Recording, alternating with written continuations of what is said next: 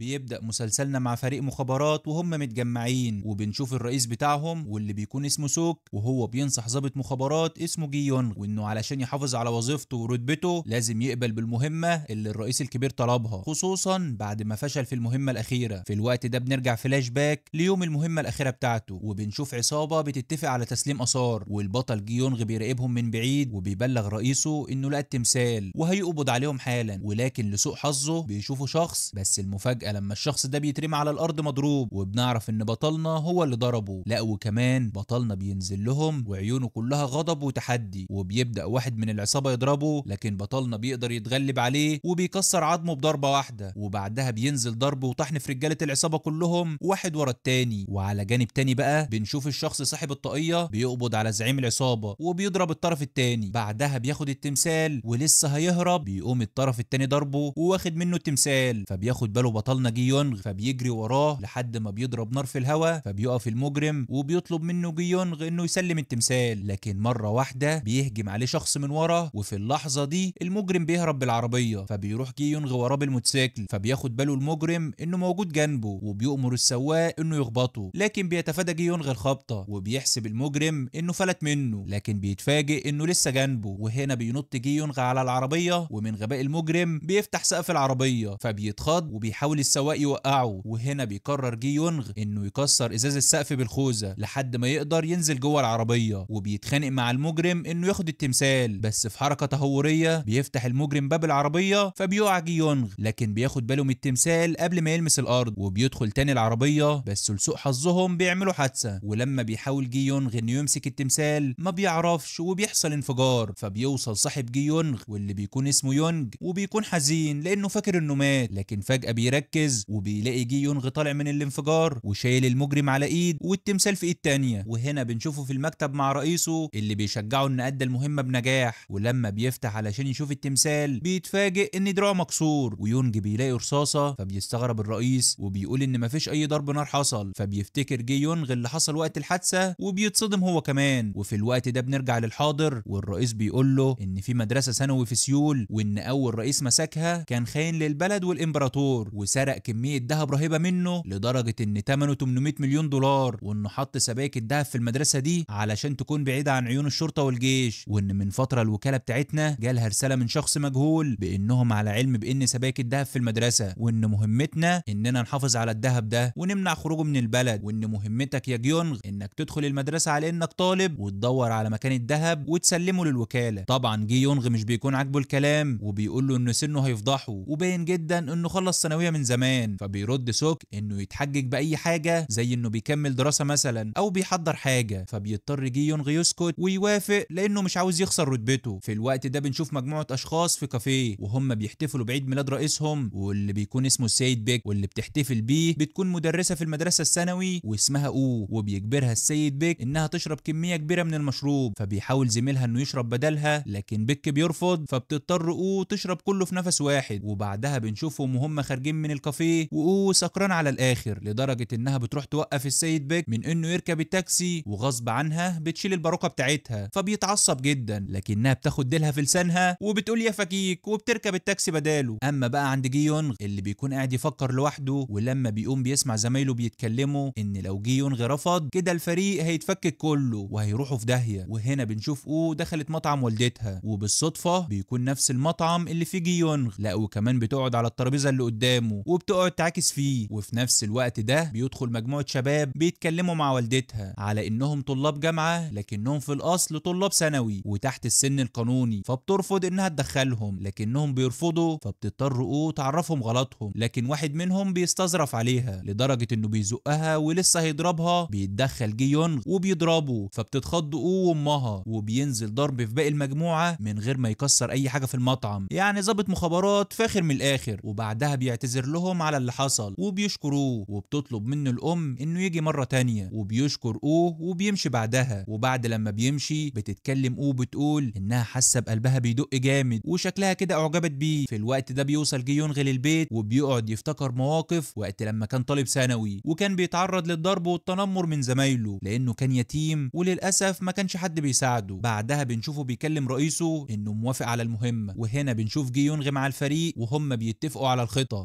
بيعرفوا زميلته ان كل الطلبة اللي في المدرسة دي اغنياء جدا ولازم يتبرع بفلوس للمدرسة علشان يتقبل فيها، وبيتكلم مع الرئيس سوك بانه ما يعملش اي مشكلة علشان المهمة ما تفشلش، وبيسألهم لو في حد عنده سؤال. فبترد زميلة جيونغ هل فعلا الذهب موجود في المدرسة وهل هو متأكد من المعلومة دي؟ فبيرد سوك وبيتأتأ في الكلام كده انه موجود يعني، والمعلومات بتقول كده. فبيتوتر جيونغ وبيقلق، وتاني يوم الصبح بيجهز جيونغ وبيوصل للمدرسة، فبيصادف المجموعة الأشهر في المدرسة وبيستغرب من طريقتهم. وبعدها بنشوف وهي خايفة تدخل غرفة المدرسين بسبب اللي عملته امبارح في المدير، ومن وقتها وهو بيدور عليها. فبيجي لها جيونغ لكنها ما بتاخدش بالها منه، ولما المدير بيلاحظ وجودها ورا الباب بيروح يشوفها لكنها بتستخبى منه. فبيضطر جيونغ انه يعرف نفسه للمدير اللي بيقول له انه مش مهتم يعرف مين هو، لكن بيسأله لو شاف المدرسة فبيكذب عليه وبيقول له مشت من الاتجاه ده، وبعدها بيمشي يدور عليها. في الوقت ده بتروح له اللي بتقول له انت بقى الطالب الجديد، لا وكمان هتكون في فصلي. فبيستغرب جيونغ وبيقول لها في فصلك؟ فبتقول له ايوه، لان انا المدرسة الخاصة بالفصل ده، ولو احتجت حاجة كلمني. ثواني كده، هو احنا شفنا بعض قبل كده؟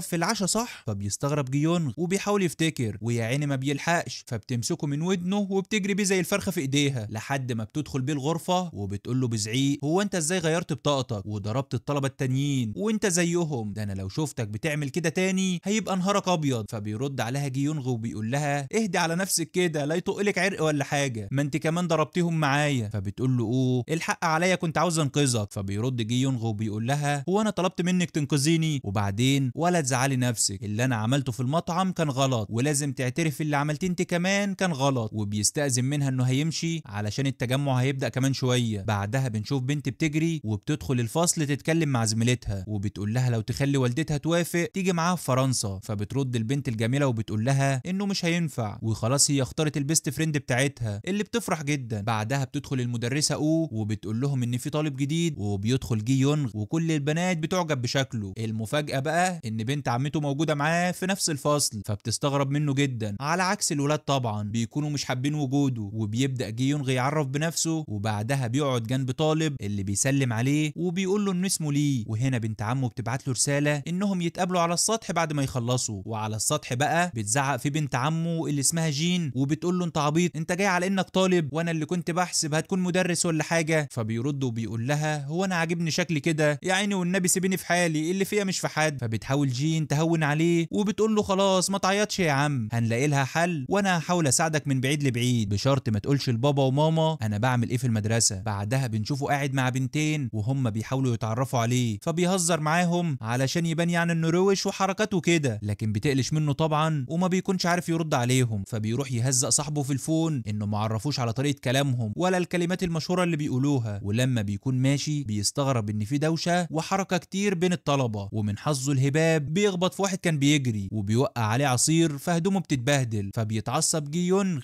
اللي بيتمنى انه يروح حالا. بعدها بنشوفه بيتمشى في جنينة المدرسة وبيلاقي بوابة كبيرة مكتوب عليها تحذير محدش يقرب، لكن طبعا فضوله بيموته غير ان ده شغله اصلا. فبيروح يقرب منها علشان يفتحها، بس لما بيدخل بيلاقي الباب مقفول، فبيقرر انه يستكشف المكان من بره. ولما بيلاقي سلم بيقرر انه يطلع عليه، لكن كل الشبابيك بتكون مقفولة وما بيعرفش يفتحها. فبينزل يدور يمكن يلاقي حاجة، وفعلا بيلاقي دايرة كهربية وبتكون شغالة اصلا، بس في نفس الوقت بيسمع صوت طلبة بيتنمروا على الطالب ليه وبيقلوا منه جامد. ولما جيونغ بيقرر انه يمشي وملوش دعوة بيخبط في حاجة فبتعمل صوت، ومن حظه الهباب بياخدوا بالهم منه. فبيروح يتكلم معاهم ولسه هيبدأ يدافع عن ليه بيتخيل ان رئيسه بيقول له يبعد وملوش دعوة. حتى الطلبة التانيين بيستغربوا هو وقف كلام ليه، فبيحاول جيونغ يغير الموضوع ويهزر معاهم وبعدها بيمشي. في الوقت ده بنشوف جيونغ وهو بيتكلم مع ليه لو يعرف حاجة عن المكان اللي ورا المدرسة وليه مقفول. فبيرد ليه بان في شائعات بتقول انهم بيدفنوا الجثث هناك. ولما بيسمع جيونغ كده بياخد بعضه وبيمشي، حتى ليه بيتفاجئ انه مشى. في الوقت ده بنشوف جيونغ وهو بيكلم رئيسه سوك علشان يعرفوا اخر المستجدات بخصوص المدرسة ويعرفوا انه ناوي يستكشف المكان بنفسه النهارده. وفعلا بيلبس ماسك وبيروح للمدرسة بالليل وبيقدر انه يدخل المكان وبيتحرك فيه وبيستكشفه. لكن المفاجأة لما بيلاقي شخص موجه الفلاش ناحيته ومسدس فبيقف مصدوم. المفاجأة الأكبر لما بيكون الشخص ده هي المدرسة وبتسأله انت مين، لأنها ما بتكونش عارفاه لأنه لابس ماسك. فبيقول لها المدرسة بتعملي ايه هنا؟ فبيسلط الفلاش على وشها وبيطلع يهرب، فبتجري وراه وبتستغرب انه سريع وبيقدر يهرب منها لما بتخبط في الامن. وتاني يوم الصبح رئيسة المدرسة سو بتشوف القفل مكسور، والمساعد بتاعها بيقول لها ان امبارح حد دخل المبنى، ولحسن الحظ كانت المدرسة او موجودة وطردته، لكنه هرب منها بس ما شافتش وشه. اما بقى في الفصل عند جي يونغ اللي بينام على نفسه في الحصة بعد ما المدرس بيخلص ولسه هيقوم، بيجيله مجموعة من المتنمرين وبيطلب واحد منهم انه يلعب لعبة على الفون ويوصل للمستوى الاخير في خلال 3 ايام. فبيرد جي يونغ انه مش عارف اللعبة دي، فبيتعصب عليه زميلهم التاني وبيغصبه انه يلعبها ويخلصها في 3 ايام بس، فبيضطر انه يوافق. ولما بيمشوا بيعرض ليه انه يساعده في اللعبة، لكن جي يونغ بيتعصب عليه. وهنا بقى بنشوف جي يونغ بيكلم زميلته اللي في الفريق اللي بيكون اسمها بارك انها تساعده في اللعبة، بس ما تقولش لاي حد خصوصا الرئيس. لكن بارك بتستهزأ بيه وبتقفل في وشه المكالمة. وهنا بتجيله بنت عمته جين وبتقول له ياه ده انت ما شاء الله اتصاحبت على طاي، خد بالك بقى انه شرير وشايف نفسه لان ابوه رجل اعمال مشهور وبيضرب اي حد ضعيف. فبيرد عليها جي يونغ وبيقول لها طيب وانت كويسة ولا بيضايقك؟ فبترد وبتقول له انها كويسة وما يقدرش يعمل معاها حاجة لانها معاها نفس مجلس الطلبة. فبيستغرب وبيقول لها غريبة، كنت بحسبك عادية ومش موجودة فيه. اما بقى عند رئيسة المدرسة سو بيعرفها المساعد بتاعها ان الشاهد الوحيد على واقعة امبارح كانت ومفيش حد تاني كان موجود، وان خبير الكاميرات قال ان ما حصلش تشويش في الكاميرات كلها. فبتضحك سو بسخرية وبتقول غريبة، بس معنى انه ما دخلش للدور الارضي كده هيرجع مرة تانية. في الوقت ده بنروح للفصل عند جي يونغ، فبتاخد بالها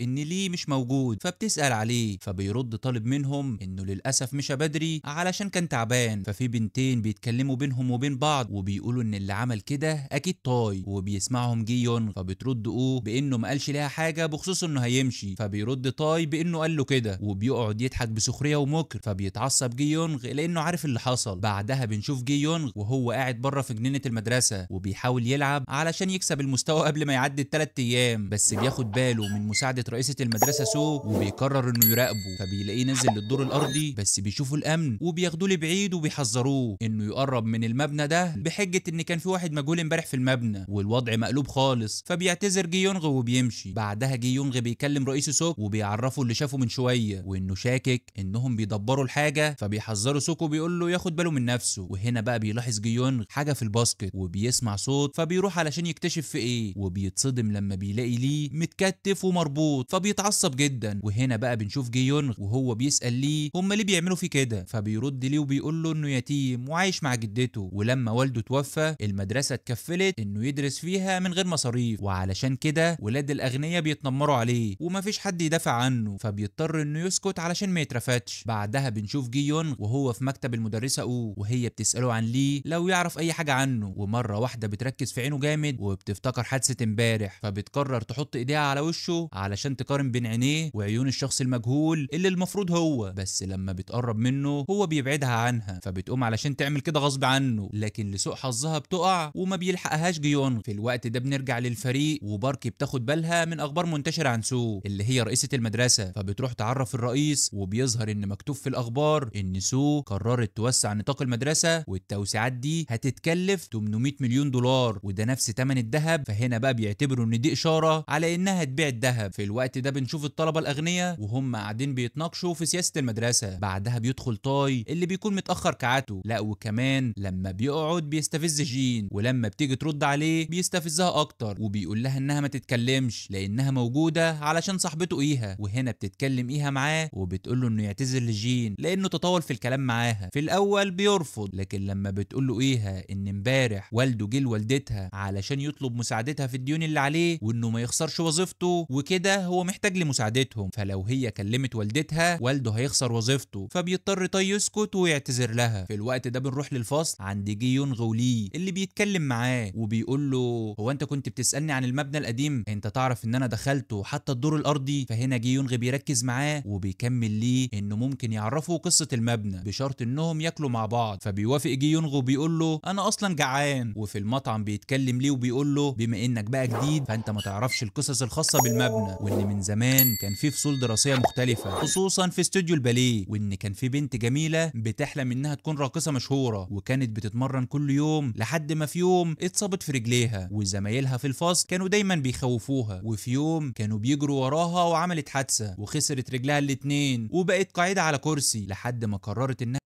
لانها فقدت كل حاجة، وزمايلها شافوها وقرروا يدفنوا جثتها تحت المبنى علشان محدش يشوفها. وفي يوم كان في عامل نازل تحت المبنى وشاف جثتها، وللاسف روحها كانت موجودة وقربت منه جامد. ومن يومها بقى وفي شائعات بتقول ان روحها سكنت المبنى. وطبعا عمنا جيون بيمثل انه كويس وما خافش، لكن تشوف رجليه تلاقيه كتكوت مبلول بيرتعش من الخوف. وبيكمل ليه كلامه بانه شافها وصورها بنفسه، فبيديله الفون يشوف الفيديو. وهنا بيظهر ليه انه صور اللي شافه وقتها، ولما دخل استوديو الباليه لقاها موجوده، لا وبترقص كمان، فاتخض ومشى. وبيتصدم جيونغ من اللي شافه، بس بيلاحظ باب غريب في الفيديو. وبيكمل ليه كلامه بان لسه في 4 قصص تانية، لكن بيدخل طاي ومجموعته. اما بقى عند المدرسه فبتكتشف ان ليه بيتعرض للتنمر والتخويف، بس مش عارفين من مين. فالمدرس زميلها بيقول لها يمكن اللي بيعمل كده هو الطالب اللي لسه منقول جديد. فبتقول له ممكن فعلا، ولكن في نفس الوقت مش حاسه انه ممكن يكون متنمر. اما بقى عند جي يونغ وليه اللي بيتعرض للتنمر والعنف من طاي، لا وكل الطلبه بتصور اللي بيحصل وبيزعق لهم طاي، وبيرغموا انه ياكل الاكل غصب عنه والا هيهنوا اكتر. بس لما بيجي ياكله والكل بيشوف اللي بيحصل وساكتين، فبيتكلم جي يونغ وبيشتمهم. فبيطلب منه طاي انه يكرر اللي قاله، لكن ليه بيشاور له وبيقول له اسكت وما يتكلمش. فبيتكلم جي يونغ وبيعتذر منهم، لكن بيصدمهم لما بيرمي الاكل في وشهم، وفي طالب من بعيد بيصور اللي بيحصل. وهنا بقى بتيجي جين واصحابها وبيشوفوا اللي بيحصل هم كمان. اما بقى على جانب تاني ففي بنت راحت تقول للمدرسه اللي حصل. وهنا بقى طاي بياخد جي يونغ اللي بيقول له انه مش عاوز يدخل في مشاكل، ولما بيحاول طاي يضربه بيمسك ايده وبيتحكم فيه غصب عنه، وبيحاول برضه يوقفه عن اللي بيعمله بسبب انهم بيتصوروا، لكن بيزقوا طاي وبيضربوا. فبيصدوا جي يونغ بمهاره عاليه، والكل بيتفاجئ من اللي شافه. ولما طاي هيضرب جي يونغ تاني بتوقفهم في الوقت ده بنشوف طاي وجي يونغ في مكتب وليه بيهدد جي يونغ انه حكم على نفسه بالدمار. بس بيجي المدير بايك وبيقول لطاي انه يجي معاه وما يقعدش هنا، وبيزعق مع جي يونغ وبيقول له من اول يوم وانت عملت مشاكل والموضوع مش هيعدي. وهنا عزيزي المشاهد بناخد بالنا ان اللي معاه واسطه هو اللي بيكسب في البلد دي، وتقريبا كده الموضوع منتشر عند الكل. حتى جي يونغ بيستغرب وبيقول ان المدارس زي ما هي وما اتغيرتش عاداتها. وهنا بتيجي اللي بتزعله عن اللي عمله، فبيرد وبيقول لها هو انت بجد مش عارفه ايه اللي بيحصل في المدرسه، ولا عارفه بيحصل ايه مع طلابك، ولا انت عارفه وساكته؟ وبعدين بيقول لها الموضوع في ايدك وبيسيبها وبيمشي. في الوقت ده بنشوف في مطعم والدتها، وبتسكر كده زي ما انت شايف عزيزي المشاهد، وتسكت لا طبعا بتقعد تشتم في جي يونغ وبتتوعد انها لازم تتخلص منه. اما بقى عند الفريق فبنشوفهم كلهم قاعدين ياكلوا لا وبيتكلموا عن جي يونغ وانهم خايفين عليه من المشاكل. فبيرد رئيس سوك ان جي يونغ من الاشخاص اللي بتعمل مشاكل بسهوله. وهنا بيدخل الرئيس الاكبر لسوك والمساعد بيقول لهم هو انتوا بتطفحوا، وبيوريهم فيديو الخناقه اللي حصلت في المدرسه وظاهر فيها جي يونغ. فبيتصدموا كلهم. في الوقت ده بنشوف جي يونغ مع رئيس سوك اللي بيديله جهاز يقدر يفتح بيه اي قفل باب من غير ما يكسره، وبيطلب منه انهم يخلصوا المهمه دي النهارده. في الوقت ده بنشوف طاي وهو رايح لجده ليه وبيقول لها انه زميل ليه في المدرسه. فبتستغرب انه جاي في الوقت ده، وبتقول له انه مش موجود في البيت علشان عنده شغل دلوقتي. فبيطلب منها طاي تجيب البطاقه بتاعتها لان في حفله تشجيع ومحتاجين البطاقه بتاعت ولي امره. اما بقى عند ليه فبيخرج من الشغل بتاعه وبالصدفه بيشوف جي يونغ وهو بيلبس ماسك، فبيستغرب منه. وهنا بقى بنشوف جي يونغ وهو بيفتح القفل بتاع الباب، فبيشوفه ليه وبيقول له بتعمل ايه هنا؟ هو انت موجود هنا علشان تشوف لو كانت القصص حقيقيه ولا لا؟ فبيقول له جي يونغ ايوه عندك حق. فبيطلب ليه انه يجي معاه ويكتشف هو كمان. فبيرفض جي يونغ وبيقول له مش هينفع ولازم يمشي دلوقتي عند جدته، لكن بيرفض ليه وبيروح وراه. ولما بيحاول جي يونغ يمشيه بيوقفه ليه وبيقول له انت سمعت حاجه؟ فبينزلوا لتحت وبيتفاجئوا ان في شخص بس وشه مش باين، فبيرمي عليهم شاكوش لكن بيتفادوه وبيهرب منهم. فبيجري وراه جي يونغ لكن مش بيلحقه، بس بيلاحظ قطعه قماش عليها دم. بعدها بيقرر يدخل الاوضه اللي شاف فيها الفيديو وبيفتح الباب بالجهاز اللي اخده من سوك، وبيتفاجئ ان المكان شبه فاضي وغامض. علشان كده بيتكلم سوك وبيقول له ان تقريبا كده المهمه هتاخد وقت اكتر، لان شكل رئيسه المدرسه بتدور بتدور على الدهب هي كمان، وبيفتح النور وبنتفاجئ كلنا بان المكان مليان كتب وورق. اما بقى على جانب تاني فبياخد ليه الشاكوش وبيقرب من المكان اللي كان فيه الشخص المجهول، وهنا جي يونغ بيشوف الورق اللي على الحيطه وبيصوره. اما بقى عند لي فبيروح يشوف فيه ايه، فبيتخض وبيعيط. بعدها بيطلع جي يونغ وبيروح عند لي وبيطلب منهم انهم يمشوا، لكنه بيفضل واقف. فبيروح يشوف في ايه وبيتصدموا هما الاتنين. تفتكر عز المشاهد هما شافوا ايه خلاهم مصدومين بالشكل ده؟ وبكده بينتهي الجزء الاول من مسلسلنا. اكتبوا لنا في التعليقات توقعاتكم للجزء الثاني، وعاوزين نلخص مسلسلات ايه تانية. سلام عليكم.